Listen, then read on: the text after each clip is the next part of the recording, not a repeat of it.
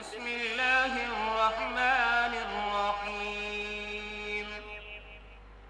السلام علیکم ورحمۃ اللہ وبرکاتہ۔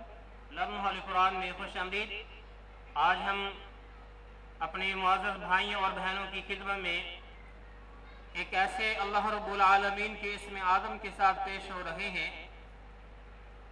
کوئی بھی ارجنٹ ضرورت پڑ جائے، کوئی مصیبت آ جائے، پریشانی آ جائے، تکلیف آ جائے، بیماری آ جائے، تو اللہ رب العالمین کو اس اسم اعظم کے ساتھ پکارا جائے، اس سے دعا کی جائے، اللہ رب العالمین فوراً اس دعا کو قبول فرماتے ہوئے اپنے بندے کی حاجت کو پورا فرما دیتے ہیں۔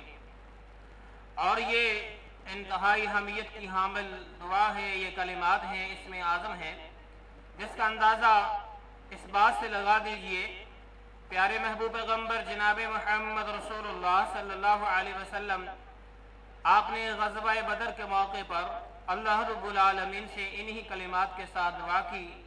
اللہ رب العالمین نے آپ کی دعا کو قبولیت شرف بخشتے ہوئے آپ کو فتح سے ہمکنار کیا۔ تو میرے معزز بھائی اور بہنوں، آؤ دعا کی طرف جاتے ہیں، ان کلمات کو سیکھتے ہیں۔ یہ وہ کلمات ہیں جن کے اللہ رب العالمین کے پیارے محبوب پیغمبر علیہ السلام نے جن سے دعا کی تھی۔ کلمات سن لیں۔ یا حی یا قیوم برحمتک استغیث، یا حی یا قیوم برحمتک استغیث۔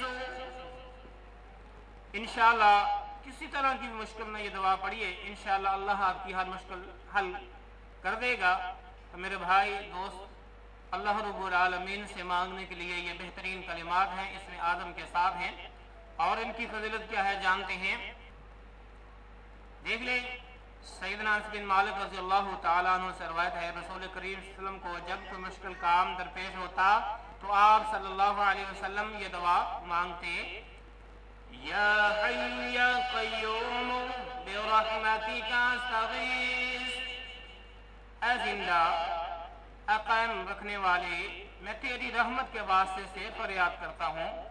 تو میرے معزز بھائی، سیدنا انس رضی اللہ تعالیٰ عنہ بیان کرتے ہیں، پیارے محبوب پیغمبر علیہ السلام کے پاس ایک آدمی نے اس طرح دعا کی، یا بدیع السماوات یا حی یا قیوم انی اسألک۔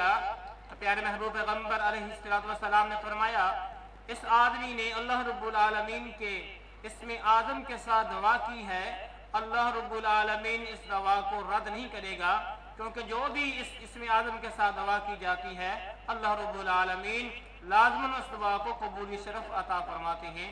اللہ رب العالمین سے دعا ہے کہ اللہ تعالیٰ ہمیں ان کلمات کے ساتھ اپنے سے مانگنے کی توفیق عطا فرمائے، آمین۔